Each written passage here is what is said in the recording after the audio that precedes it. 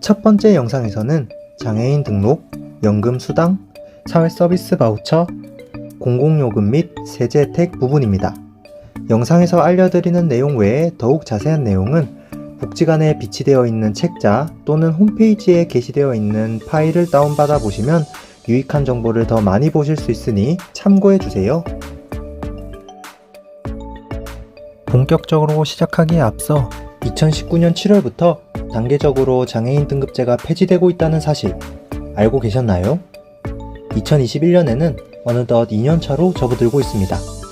2019년 일상생활 지원 분야를 시작으로 20년에는 이동 지원, 22년에는 소득과 고용 지원 분야에서 등급제 폐지가 차례로 이루어지는데요. 우리 울산에서도 지난 4월 구름이 이용 대상이 확대되는 등 등급제 폐지에 따른 성과가 나타나고 있습니다. 장애인 등급제 폐지를 통해 장애인의 개별적 욕구를 충분히 고려한 지원이 이루어지기를 기대합니다. 한편 등급제 폐지와 함께 수요자 중심의 서비스 종합조사가 실시되고 있습니다.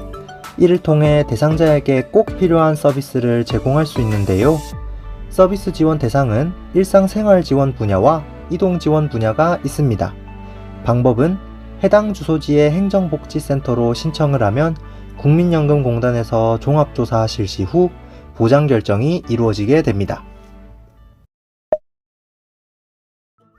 등록 장애인은 본인의 희망에 따라 장애인 등록증 또는 복지카드 중 한 종류만을 발급할 수 있습니다.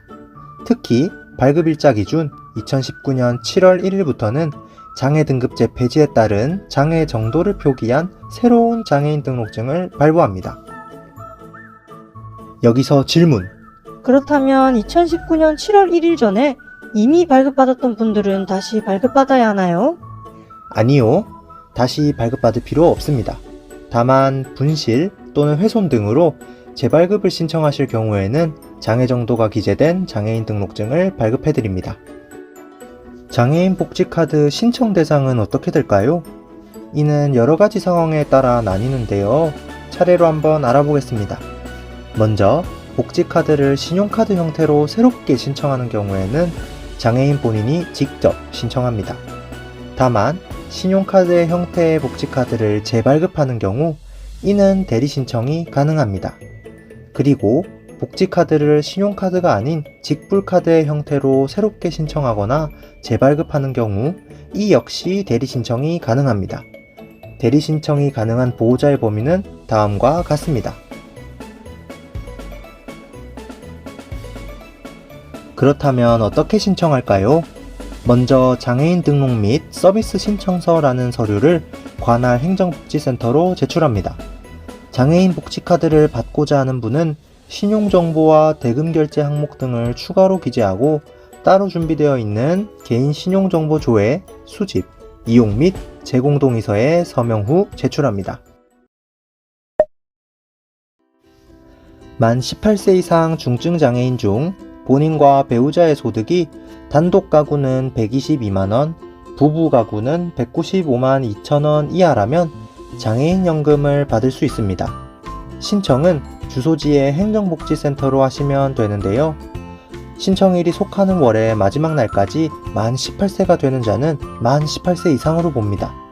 예를 들면 내가 만 18세가 되는 생일이 7월 31일인데 신청일이 7월 1일이라면 장애인연금을 받을 수 있다는 것이죠.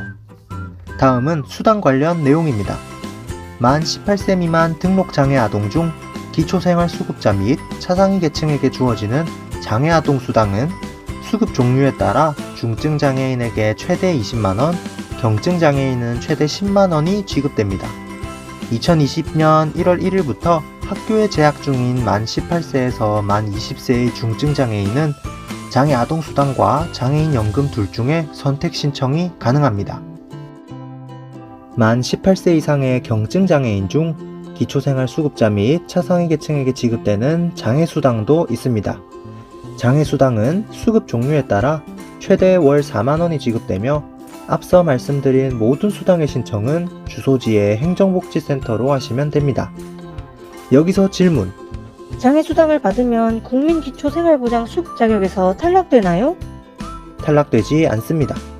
장애인 연금이나 장애 수당은 기초생활수급자를 선정하기 위한 소득에 포함되지 않기 때문입니다.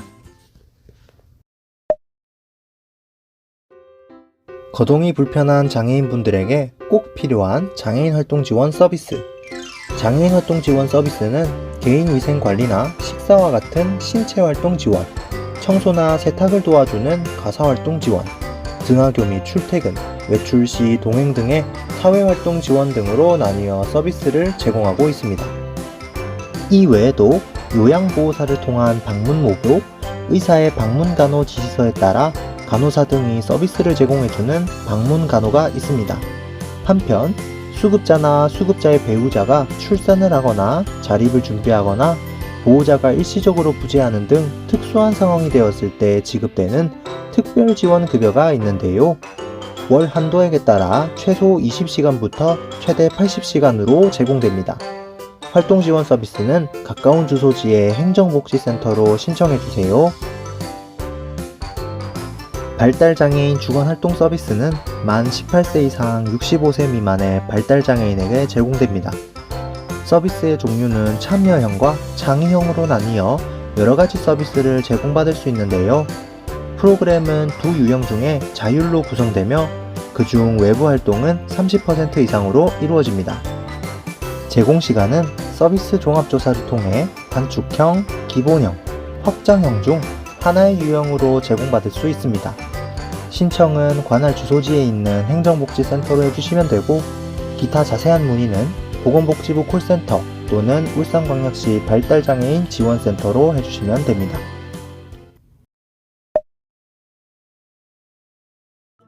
공공요금 혜택도 다양하게 주어지는데요.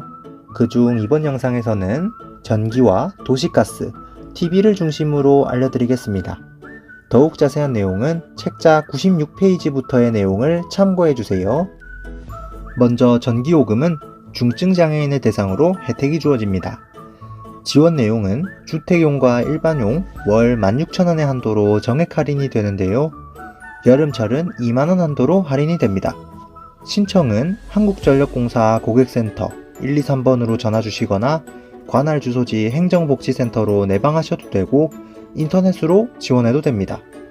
신청할 때 구비해야 할 서류가 있는데요. 전기요금 할인 신청서와 주민등록등본, 장애인증명서 또는 복지카드를 준비하셔야 합니다. 혹시 관리비에 전기요금이 합산 청구되는 아파트 고객은 관리사무소로도 신청이 가능하니 알아두세요. 다음은 도시가스 요금입니다. 지원 대상은 중증장애인이며 지원 내용은 주택용, 공동주택, 중앙난방에 대한 할인 혜택이 주어집니다. 할인 금액은 위표와 같은데요. 취사난방용은 동절기 24,000원, 그 외에는 6,600원으로, 취사용은 동일하게 1,680원으로 할인됩니다. 신청 방법은 행정복지센터 및 거주지 관할 도시가스 회사로 방문해 주시거나 한국도시가스회사협회 홈페이지로 신청하시면 되겠습니다. 다만 중앙난방 사용 세대의 경우 아파트 관리사무소로도 신청이 가능합니다. 도시가스 할인 역시 구비 서류가 필요한데요. 도시가스 요금 납부 고지서, 주민등록등본, 복지카드 또는 장애인 증명서를 챙겨주세요. 마지막으로 시각, 청각장애인에게 혜택이 돌아가는 TV 수신료 면제입니다. 지원 신청은 시각 또는 청각장애인이 생활하는 세대주 또는 세대원 모두 가능하고요. 주거 전용 주택 안에 설치된 TV 수상기의 수신료를 전액 면제해 줍니다. 신청 방법은 가까운 행정복지센터 또는 한국전력지사로 방문해 주시면 되고 아파트의 경우 관리사무소에 대행 신청이 가능합니다. 전화로 문의하실 경우 KBS 수신료 콜센터로 문의 주세요.